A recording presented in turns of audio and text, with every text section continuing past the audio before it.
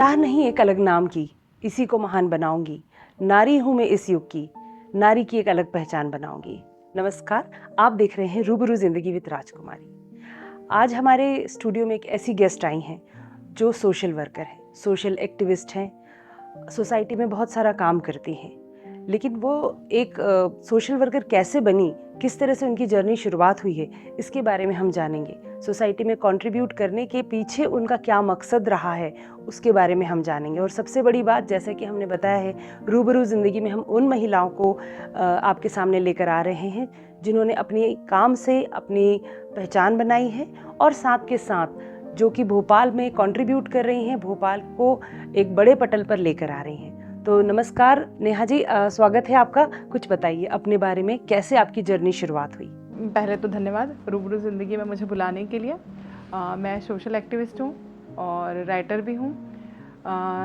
Social work की शुरुआत जो है वो 4 साल पहले जब मेरा एक्सीडेंट हुआ और मेरे हाथ में प्लेट डली है लेफ़्ट हैंड में, तो तब से हुई।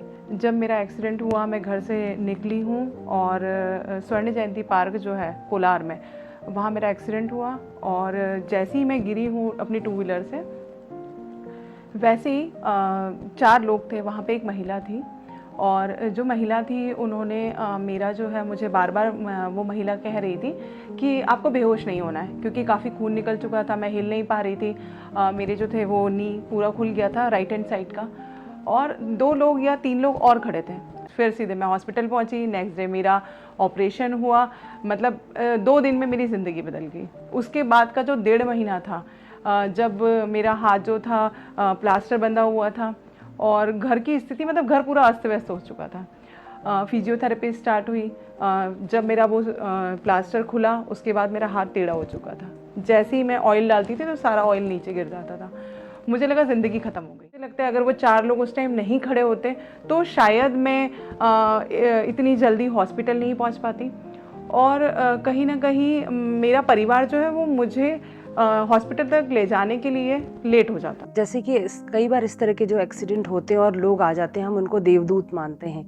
वो उसी तरह के कोई देवदूत थे जो आपकी ज़िंदगी में आए और उन्होंने आपकी लाइफ को एक अलग टर्न दे दिया, और आपने ये सोचा कि आप सोशल सर्विस करेंगी। तो वो कैसे सोचा, वो मुझे बताइए। एक्सीडेंट हुआ, उसके बाद ये हुआ कि जब वो 1.5 महीना था ना, मेरे दिमाग में सिर्फ यही था कि मैं मंडे टू फ्राइडे सिर्फ स्टॉक मार्केट देखती हूँ और सैटरडे और संडे का टाइम मेरे पास फ्री होता है। तो मुझे कहीं ना कहीं जाके किसी की हेल्प करना चाहिए, क्योंकि कहते हैं कि पहले फैमिली फर्स्ट, उसके बाद जो आप प्रोफेशन या जो आप सीख रहे हैं वो होता है, उसके बाद कहीं ना कहीं एक पार्ट होता है जो हमको सोशल सर्विस के लिए रखना चाहिए।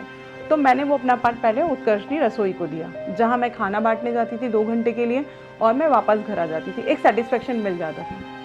फिर धीरे धीरे मुझे लगा कि हाँ, मैं खाना तो बांट रही हूँ, पर मुझे और आगे जाना चाहिए, क्योंकि यहाँ तो आप सिर्फ खाना सर्व कर रहे हो, लोग ले रहे हैं और जा रहे हैं, आप एक पॉजिटिविटी जो है वो फैला नहीं पा रहे। तो ना मैं इस चीज़ को और एक लेवल पे पहुँचाऊँ। हम देखते हैं कि भोपाल में बहुत सारी महिलाएं जो है वो हाइजीन से रिलेटेड चीज़ों पे बात नहीं करती। आप एक नॉर्मल सा सैनिटरी पैड भी लेने जाएंगे तो आप उसको रैप करके लेके आते हैं। तो मैंने सोचा इसी चीज़ पे काम किया जाए, और नवरात्रि वाले दिन, नवरात्रि के फर्स्ट डे, हमने एक सैनिटरी पैड का ड्राइव रखा। वहाँ से मेरी जर्नी स्टार्ट। मुझे एक सवाल आता है, क्योंकि आप जब ये कह रहे हैं कि आप ये सैनिटरी पैड डिस्ट्रीब्यूशन में आई, उससे पहले आप फूड डिस्ट्रीब्यूशन में थी, तो सिंस ऑफ कोर्स जैसे अभी आपने कहा कि आपका कोई एनजीओ नहीं है, आप जो सोशल सर्विस करती हैं ये आप अपने ही जिसको कहना चाहिए हाथ और पैरों से ही करती हैं रात। तो इसके लिए फंडिंग के लिए जो लोग सामने आते हैं, और मुझे लगता है कि जो ढूंढते हैं ऐसे लोगों को कि I am ready to fund, कोई इसको प्रसार कर सके, उसको बढ़ा सके, तो इस तरह से आप जुड़ती हैं या आप अपनी तरफ से फंड उसमें इन्वॉल्व करती हैं? मैं जैसे कंबल ड्राइव करती हूँ तो वो मेरा होता है। सैनिटरी पैड जो होता है वो मदर क्लब ने मुझे खुद अप्रोच किया कि आप हमारे लिए भोपाल के लिए इन्फ्लुएंसर बन जाइए, सोशल क्रूरेसर बन जाइए, कि हम आपको पैसा भिजवाएंगे, आप सैनिटरी पैड वहाँ से लीजिए और उसके बाद आप उसको डिस्ट्रीब्यूट करिए। ब्यूटी ऑफ दिस थिंग कि लोग कहीं और बैठे हैं, दिल्ली में है, मुंबई में है, बैंगलोर में है, वो वहाँ से एज ए इन्फ्लुएंसर आपको खोजते हैं, वहाँ से उन्होंने आपको खोजा, आपको ढूंढा और आपको माध्यम बनाया कि वो अपनी सर्विसेज आपके थ्रू समाज तक पहुँचा सके। और ये बहुत ही खूबसूरत बात है क्योंकि भोपाल में भी इस तरह को स्प्रेड करने के लिए, आगे बढ़ाने के लिए आप काम कर रही हैं। तो नेहा जी, आप राइटर भी हैं, बिकॉज आप बहुत खूबसूरत लिखती हैं, मैंने आपकी कविताएं भी पढ़ी हैं। तो आपकी जो राइटर वाली जो स्किल है, जो आपकी कविताएं हैं, वो आप शुरू से लिखती हैं, बचपन से लिखती हैं, या आपने अभी शुरू किया लिखना? एक छोटा सा किस्सा है। जब मैंने बचपन में एक बार अपने पापा की डायरी में देख रही थी, तो मैंने देखा कि वो सबसे पीछे उन्होंने 2 या 4 लाइनें लिखी हैं, और फिर वो चीज़ दब गई। शादी के बाद मुझे ऐसे लगने लगा कि हम अक्सर देखते हैं कि आप कोई वीडियो देखोगे, ठीक है, बट एक जो बुक होती है या किसी का लिखा हुआ आपको सालों तक याद रहता है। जो हमने फर्स्ट क्लास में, सेकंड क्लास में पोएम पढ़ी है, वो सारे लोगों को याद है। मुझे ऐसे लगता है कि वो आज नहीं, 5 साल बाद लोग समझने लगेंगे कि लिखने का क्या यूज़ है। तो बस वहाँ से मेरी लिखने वाली जर्नी स्टार्ट हुई है। कोई कविता आपको याद है जो आप हमें सुनाना चाहेंगी? आपने कैंसर सर्वाइवर्स के लिए कविताएं लिखी, आपने हर दिन मोटिवेशनल कविताएं आप लिखती हैं। जी बिल्कुल। मेरे पास एक है, कैंसर से पीड़ित जो लोग होते हैं उनके लिए हमने पूरा एक संग्रह किया था, उम्मीदों का इंद्रधनुष। उम्मीद। माना सांसें कम है, माना सांसें कम है, पर मेरी उम्मीदों के हौसले अभी भी बुलंद है। माना सांसें कम है, पर मेरी उम्मीदों के हौसले बुलंद हैं। हर रोज़ खुद को मनाती हूँ, हर रोज़ खुद को मनाती हूँ। सुबह शाम उम्मीद का दिया जलाती हूँ, सुबह शाम उम्मीद का दिया जलाती हूँ। शरीर हर पल मेरा टूट रहा, शरीर हर पल मेरा टूट रहा। दवाइयों का स्वाद कसेला खल रहा। दवाइयों का टेस्ट तो पता ही है आपको कि पेशेंट है तो उसको कितना बुरा लगता होगा। आत्मविश्वास की चुटकी, आत्मविश्वास की एक चुटकी चीनी हर पल फाक लेती हूँ। माना सांसें कम है, पर मेरी उम्मीदों के हौसले बुलंद है।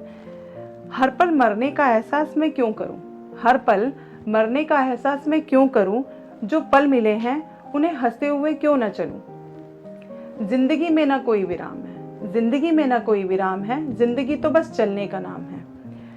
उम्मीदों की मेड़ पर, उम्मीदों की मेड़ पर फिर आज मैंने एक बीज उगाया है। उम्मीदों की मेड़ पर फिर मैंने एक बीज उगाया है। अपनी अंतर्मन की आवाज से उसे सहलाया है। जीना ही होगा मुझे अपनों के लिए, जीना ही होगा मुझे अपनों के लिए, अपनों की आवाज को सुनने के लिए, अपनों की आवाज को सुनने के लिए। माना सांसें कम है, पर मेरी उम्मीदों के हौसले अभी भी बुलंद है, मेरी उम्मीदों के हौसले अभी भी बुलंद है। बस। बहुत खूबसूरत, बहुत खूबसूरत और बहुत ही टचिंग। नेहा जी, एक बात और बताइए, आपके घर में 2 छोटे बच्चे हैं आपके, आप इतना सोशल वर्क करती हैं, बाहर भी जाती हैं, आउटगोइंग भी हैं, but how do you balance family, बच्चे और सोशल सर्विस? मेरी बेटी जो 17 ईयर्स की है, बेटा जो है वो 13 साल का है। तो मुझे ऐसा लगा कि लाइफ में जब मैंने अपना गवर्नमेंट जॉब छोड़ा और उसके बाद मैंने यहाँ भोपाल आई हूँ, उसके बाद मैंने स्टॉक मार्केट सीखा, तो मुझे एक आदत हो गई कि आपको रोज़ आपकी अर्निंग हो ना हो, आपको अपना रूटीन फॉलो करना है।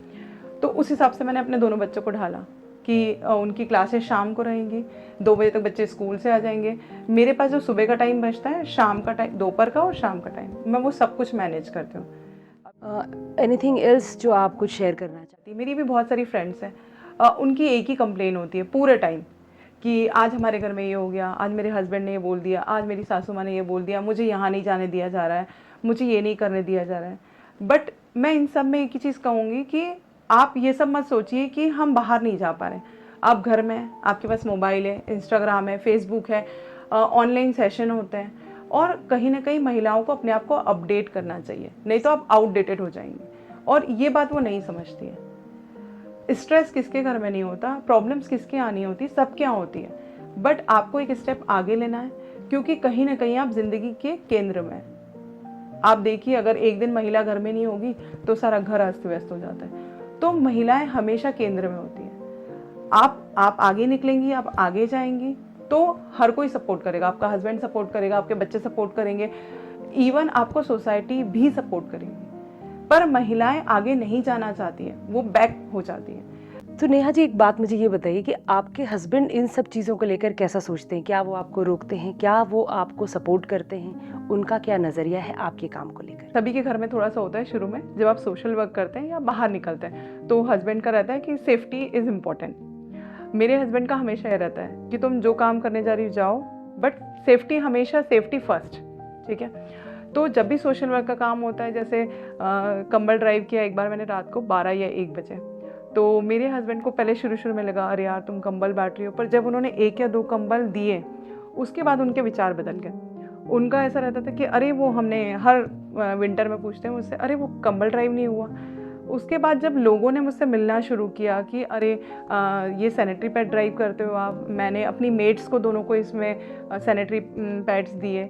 उसके बाद मेरे हस्बैंड का नज़रिया चेंज हुआ, क्योंकि उनको लगने लगा नहीं ये जो काम कर रही है डेडिकेटेड है। जो लाइफ पार्टनर होता है वो अगर आपको सपोर्ट करता है तो आपकी दुनिया जो होती है वो चेंज हो जाती है। और मेरी जो सासू माँ है उन्होंने हर जगह मुझे सपोर्ट किया है कि बेटा ठीक है तुमसे काम नहीं हो रहा, लाओ आपको क्लोथ्स नहीं पहनते बन रहे, मैं वो पहना देती हूँ। और जब वो कोरोना में गई उसके बाद मुझे वो चीज़ फील हुई कि एक जो फैमिली होती है ना, फैमिली का सपोर्ट क्या होता है। फैमिली बहुत बड़ी चीज़ होती है, आपके पीछे हमेशा बोलते हैं ना कि फैमिली खड़ी होती है तो आप बहुत आगे जा सकते हो। बस मेरे साथ यही है। दिस इज़ अ लर्निंग, क्योंकि मैं सोचती थी सोशल वर्कर कहाँ से आते हैं। सोशल वर्कर क्या पहले से बने होते हैं? सोशल वर्कर हमारे बीच के लोग होते हैं। सोशल वर्कर करने के लिए कोई बाहर से नहीं आता। तो वही सारी चीज़ें जो आप करती हैं और मुझे लगता है कि इंस्पायर करती है उस हर इंसान को कि वो अपना करने के अलावा, अपने परिवार करने के अलावा भी थोड़ी सी जगह रखे जब वो समाज को कुछ दे सके और हमारे भोपाल को कुछ दे सके। ऑफ कोर्स जब बहुत सारे शहरों में बहुत सारे काम हो रहे हैं और भोपाल में भी अगर हम कुछ कंट्रीब्यूट कर सकते हैं तो बेशक अपने स्तर पर, अपने लेवल पर हर इंसान कुछ ना कुछ कंट्रीब्यूट। यकीन है कि आपके माध्यम से मैं आपकी मदर इन लॉ को, आपके हस्बैंड को, दोनों को धन्यवाद करूँगी कि उनके मार्गदर्शन में, उनके सपोर्ट से और उनके संस्कारों से आप अपनी इस भावना को और सब तक पहुंचा पाई, सोसाइटी में कुछ अच्छा काम कर पाई और बेहतर काम करने की कोशिश और जो झाड़ूपन आपके अंदर बना हुआ है। तो बहुत धन्यवाद नेहा जी। रूबरू ज़िंदगी में आपके आने के लिए मैं बहुत शुक्रिया करती हूँ और उम्मीद करती हूँ कि आपका इंटरव्यू देखकर कुछ लोग और भी इंस्पायर होंगे और इसी तरह से बेहतर काम करने की कोशिश करेंगे। Thank you.